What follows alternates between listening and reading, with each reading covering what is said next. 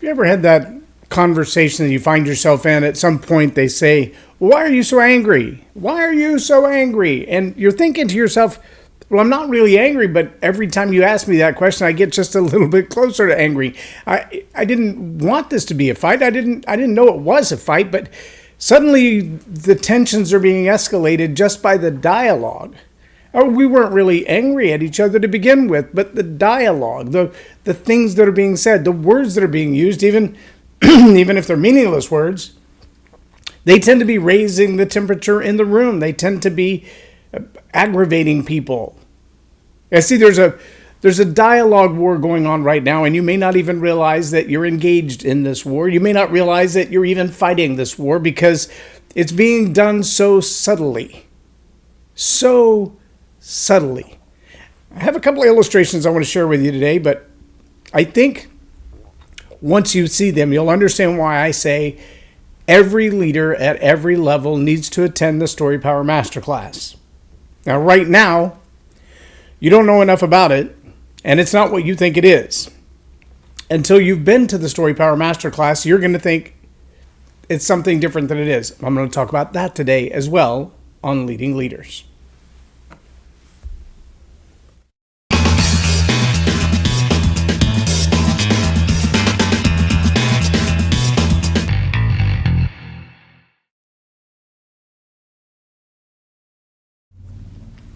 I'm J Loren Norris with Leading Leaders podcast, and I want you to know there's a battle going on that you don't realize is a battle. There's a war going on where, like ninjas, people are slipping in behind your train of thought. They're sliding up under the table of your conversations, the dinner table where you sit with your children and your family and have deep, heartfelt discussions. They're sliding into the media, in social media and regular mainstream media, and the online versions of your kids' videos, whether we're talking about YouTube or Disney Plus or Netflix. It's everywhere. It's in the classroom. It's the little videos that they play between classes as the kids are moving their books around. And I don't just mean high school students. I mean all the way down to pre-K. And this is not by my acknowledgement. It's by their own confessions. But see, what's happening is this conversation that's taking place is a conversation that 6 months ago, if you'd said they're talking about this, people would have went, "You're crazy." 5 years ago, they literally laughed at people and said, "No, that conversation's not taking place. You're just making stuff up." 15 years ago, if you'd talked like that in front of my children, you might have got a mouthful of soap or knuckles or a lawsuit. 25 years ago, you would have been sent to prison for pedophilia and other things like that, for exposing children under the age of 18 to some of the things you're being exposed to by your public school teachers today.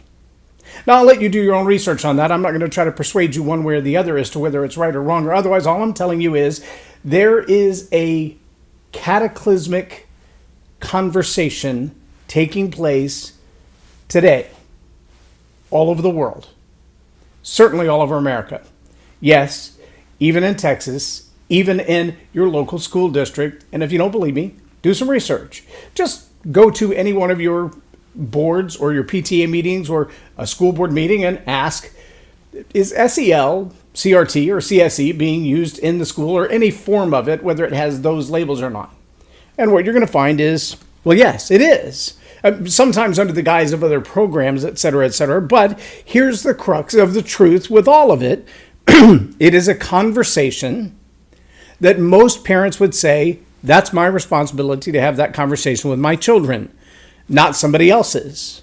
Because those are conversations that are directly oriented to core values, directly oriented to belief systems, directly oriented to culture and family traditions. And to have all of those things removed without my consent, to have a conversation with my child that I may or may not approve of, to talk about content that I don't find appropriate, well, see, that's the war. You've got a group of people who've isolated your children from you for 8 to 10 hours a day. Sometimes, many places are looking for year-long school. They want your kids every waking minute that you're not sitting next to them to be under their care so that they can have these conversations. And in many places, they've fought for it to become the law that you don't get to know about the conversations. I'm not kidding. Look it up. It's true. There's plenty of evidence to the fact that school teachers today have the right to protect the conversation in their classroom from the parent. They can have conversations with your 8-year-old that you are not privy to and you're not allowed to be. So why do I say this is a war, and why do I say that leaders need to attend the Story Power Masterclass to understand how to fight this war? Well, that's not real complicated stuff. Let me put it like this. There's a phrase in strategies of war. It's also used in a lot of athletics. It's called flood the zone. And the way that you flood the zone is you put as many combatants, defenders or offenders, in the same space at the same time as you possibly can. In basketball, that might be called a full court press. In football, that might be called a zone defense, where they're looking for the most potential threat of a wide receiver, a route pattern, a space on the field that looks like it's going to be the most indefensible, and they put as many people in there as they can. In a battlefield, it's the same way. You might look at a port or a harbor or an airport and say, that's the place that's going to be the choke point. That's our best opportunity to defend, but it's also the place that's going to be the hardest. Put every resource we have right there. Flood the zone. Flood the zone. Now, here's something else you should probably know, and that is, excuse me, when there's a battle raging, I'll use, say, a Navy SEAL as an example. If you've ever watched any of the movies about Navy SEALs or had a conversation with one, you know that what they call BUDS training it's brutal. And one of the things they do in BUDS training is they tie them hand and foot and they throw them into a pool that's too deep to stand up in, sometimes 15, 20 feet deep. They'll also put them in hand-to-hand combat situations in that pool or out to sea, throw them out of a boat and make them fight their way back to stay alive. Now, if you know that about a Navy SEAL, here's what you should also acknowledge about a Navy SEAL. If you were to get into a hand-to-hand combat situation with the Navy SEAL on the beach, you would be wise to do everything in your power to keep that fight on the beach. Because if he drags you into the water, you're done. Your odds of beating a Navy SEAL who has intentionally trained for hand-to-hand combat underwater, the ability to hold their breath, the ability to fight against the resistance of the water, the ability to manipulate you until you find yourself drowning rather than fighting hand-to-hand combat, that's a skill set they have mastered like very few have. So if you know how to flood the zone and you know how to drag the enemy into the territory of your strength to fight in the place where you're the strongest, then you understand that 2 generations ago, 2 decades ago, education systems began churning out people who have a different way of thinking than their parents. But you've got to go back as far as Roosevelt to hear the statement that he made in open public that the purpose of a university is to see to it that a man does not think like his father.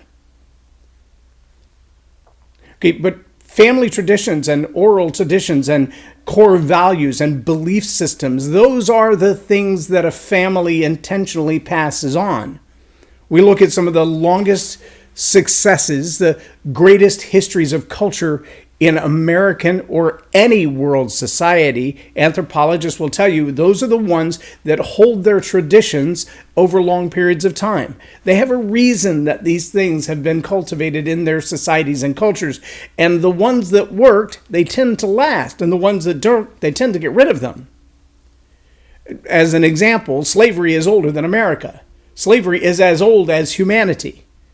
But when America came around, they said, well, many, not everyone, but many said slavery is a bad idea. Let's get rid of that. And so culturally, it began to change. Well, that changes in the dialogue. It changes in the classroom. It changes in the conversations you have around the dinner table. It changes in the books. I've got some old books from the turn of the century where people, the last century, not 2020, not 2000, not 1999, Y2K, no, I mean the century before that. I have some books from then where people were talking about the conversations at the dinner table, where they talked about 20 years before, 30 years before, when people lived through the Civil War and they're still talking about it around the dinner table saying, this is what happened and this is what Lincoln did and this is what Grant did and this is how we changed that. And see, there's a reason that those conversations in old books and those conversations around dinner tables are so powerful. It is because that's where traditions and core values and culture are passed on. But see, when we surrender our children to 8, 9, 10, 12, 14 hours of school every day, from before breakfast until after dinner, after school childcare, when we surrender our children to that group of people every day, those who have ill intent, well, they act in both ways that I described before. Flood the zone. Put as many teachers in front of your children as you can who have the same ideology, which is different than your dinner table. Put as many people in that space as possible, flood the zone. But also understand that we now have them in our territory. There's no parents around to argue the point. There's no one around who has history or experience to say that what I'm telling them is wrong. And so the children have only the opportunity to believe what I tell them. And whether you like this to be true or not, there are laws in Canada that have been presented for the U.S., but laws in Canada that say if a parent contradicts in their home what has been taught to the child in the school about gender, they can lose the right to teach their own children. In fact, they can lose parental rights of their children. If you think we've reached a space where we're just talking about semantics, about, whether you call it CRT or something else, it really isn't happening anyway, you're just putting a threatening label on it, then you've completely missed the boat. You have already found yourself knee-deep in the water, and you are only moments away from being drowned. The purpose of the Story Power Masterclass is threefold. Number one, to understand that the story you tell yourself when you look in the mirror shapes who you are. The story you tell about yourself is your identity. It will inform your biology. Oh yeah, true story. You don't think it's true? I can demonstrate it. I do in the class. Demonstrate how you can change your heart rate with the story you're telling yourself. You can change your biological responses to other comments by the story that you tell yourself. True story. Neuroscientists have been proving it for decades. So that's number one. The story you tell yourself will change your identity, and it can change your biology. Number two, the story you tell others about you both informs them about who you are, and it informs you about who you are, even when you're lying. Yep, true story. Yep, I can demonstrate it. You'll see it in reality in the Story Power Masterclass. And number three, the stories that we refuse to tell our children because we hold them inside as a private matter are the very stories that are being deconstructed and replaced by what I would consider to be a nefarious agenda. When those stories of what it was like growing up don't come from us, but they come from someone half our age who hasn't really grown up in the life we've grown up in. In fact, a lot of what they demonstrate as experience isn't experience at all. It's a false history rewrite. It's a false experience narrative. My best illustration of this is a young woman who asks the keynote speaker, "Sir, do you identify as black?" To which Colonel West first looked at the back of his own hands and then looked at her and said, "Is that a serious question?" Lieutenant Colonel West is a black man. Lieutenant Colonel West has always been a black man. By his own definition, in his answer to her at that moment, as far as I know, as long as I've been alive, I have been a black male person. But she wasn't done there. She had to go on with her ideology. Now, this is a young woman who is about to graduate from college and very likely move into a place where she will be having conversations with your child where she may ask your 5-year-old, "Are you a black male person?" And you don't get to counter that or inject reality into that to say, "Well, yeah, I am, always have been. I've been on this earth for almost 6 decades and have never been anything other than." See, you don't get that opportunity, because they flood the zone and they pull the enemy into their territory. Story Power Masterclass will teach you how, in a matter of 2 minutes or less, to bring the relevant incident stories from your own life and articulate them in a way that all of the parameters of good conversation are engaged, and all the parameters of persuasive influence are engaged. And the beauty of good conversation is, while it may not seem like instruction in the moment, it's informative and transformative that stays for a long time. And sometimes the residue of good communication comes back in a moment of clarity, and you think, wow, it seems like I've heard that before. And that's the moment that it has a chance to change your life. But see, right now, those stories are not being told by parents or grandparents. And if you think the world that your kids are growing up in today is the world you grew up in, it's not even close. And if you think that most of what they're hearing is harmless, that it's just the evolution of education, that it's just a new way of teaching it, then you're not paying close attention. I challenge you, if you're in the Dallas area, June 18th, get to the Story Power Masterclass. This is not just about learning an elevator pitch. It's not that at all. This is not about learning how to develop just a keynote speech, while that is a very strong result of learning the Story Power Masterclass techniques. This is not about your brand, although it's a very effective way to promote and produce the information necessary for people to know, like, and trust you, which will lead to sales, which will increase your business, which will grow your brand. But this is really a tactical communication format. That's what Story Power Masterclass is about. This is about leaders learning how to defend the next generation from some of the silliness that's being flooded to them from so many different directions. By just having a conversation around a fishing pole, a conversation around a dinner table, a conversation around the dog park, that includes some stories that have very intentional points to them that can carry the weight of the ball in memory, in influence, and a persuasion. This is probably the most intense Leading Leaders podcast I've done in a long, long time, but this is really something that sticks under my craw when I see people manipulate communication for nefarious means to manipulate people on a large scale. It makes me crazy a little bit. It makes me a little bit passionate. And when I hear the stories and the couched conversations, even in a question, that really, really gets under my skin. And when I realize that most people are oblivious to it, they're unaware because of that level of communication, or they're so educated, they really don't know anything. I'll close with this example. I was having a conversation with a gentleman yesterday that I've seen in various environments before. I've heard him speak before. I've heard of him before. I didn't know him personally. Still can't say I know him personally, but I know a little more about him after about 40 minutes of conversation. But someone walked up in the middle of that conversation not knowing either of us. And in an effort to endorse the gentleman that I just met, said, I want you to know this is one of the most affable people I've ever met. You'll really, really like him. And I thought to myself, either you don't understand what the word affable means, or you don't understand how inane that comment is. This is like walking up in the middle of an event to endorse someone with a strong credential and saying, this is a very, very person.